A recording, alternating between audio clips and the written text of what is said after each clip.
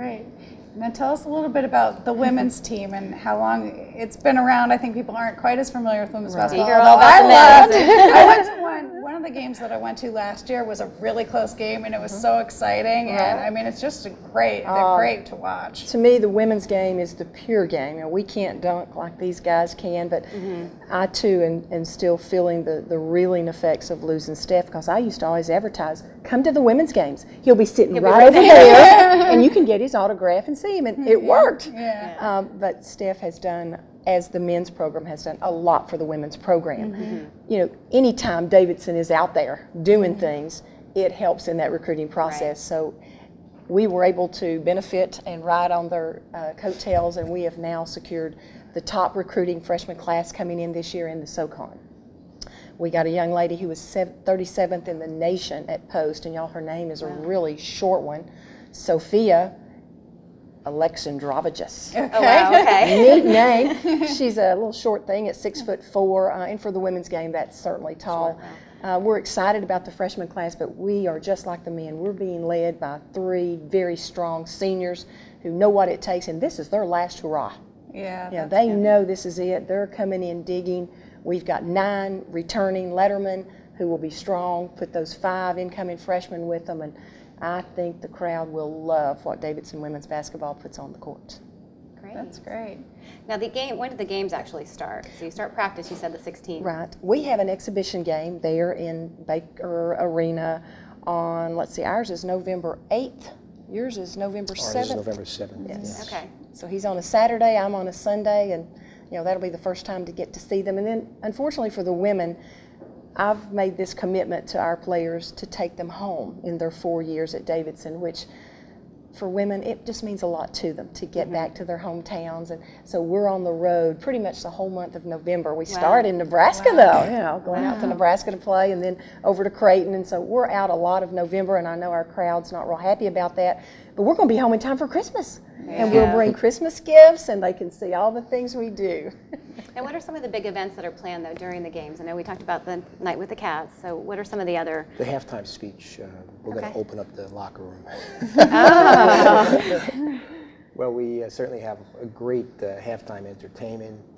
There's going to be not just a program that we started last year with sneakers, Kicks for Cats. Andrew Loveday, one of our graduates, has done a phenomenal job, and it started so small.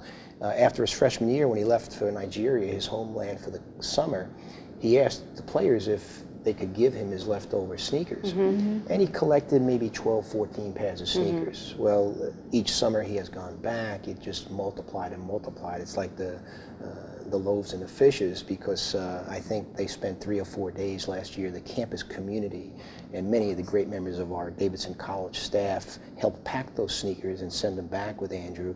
And Andrew and Frank Beneze, one of our sophomores, as well as a host of staff members and community members, went to Nigeria, distributed the sneakers, and it is one of the great stories in Davidson College history, what they accomplished and how it was such a team effort from beginning to end. And are they going to still try to do that? Yes, we are. Okay.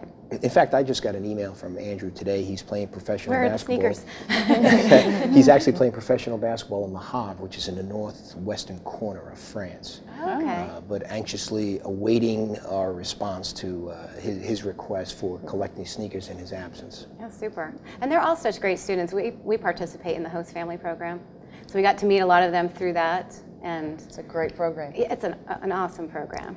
And I highly recommend it, though. It's where you're kind of the parents for the 4 years, where you're there to help them and store their stuff while they're gone for the summer. And oh, my girls always say it's a home-cooked meal. Yeah, right. We have company tonight. You know, it's a continuing statement about the extension of the college into the community. It really is.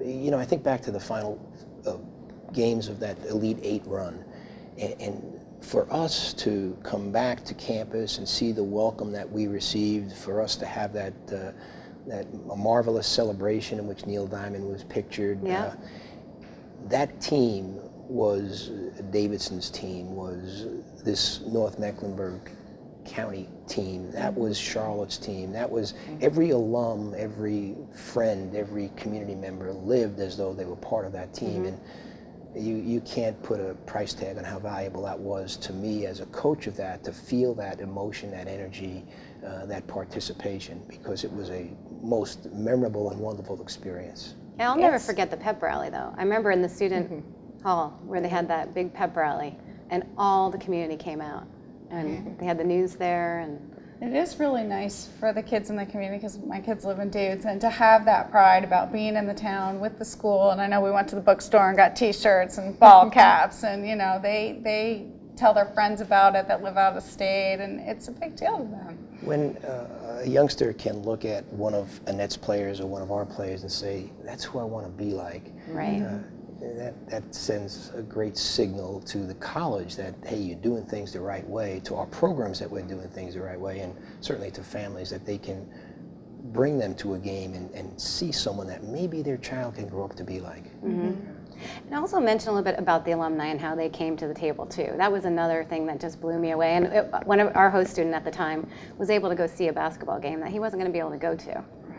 So it started with the Board of Trustees and Tom Ross, our president, who's magnificent. He was part of the great Lefty Drizel days back in the 60s and has never forgotten those memories that he had as a student at Davidson. And he wants to try to create that same kind of opportunity for the current students. And he encouraged the trustees. The trustees just embraced that right away. And all of a sudden we have 800 students getting on a bus and getting their bus fare paid, ticket paid, and hotel paid to participate in the game in Detroit. And for our guys to see that. That was amazing. Really. It was worth, in the Wisconsin game, it was worth about 15 points. I wish it was worth that much in the Kansas game. But nevertheless, it did get us close and with one shot. That's great. That's awesome. Amazing. And before we move off of that, let me talk about the Pink Zone game for the women. We've got it scheduled for February the 20th. And of course, it's the breast cancer awareness. And of course, all of the donations and money that we raise goes to the K-Yao Foundation. I was fortunate enough to coach alongside K-Yao for 3 years, and then I played for her younger daughter, and I mean her younger sister, I'm sorry. And it's just a tremendous event that we have. The house was full. Last year, you know, it's in the women's game, we want to fill the red seats. That's our goal every year.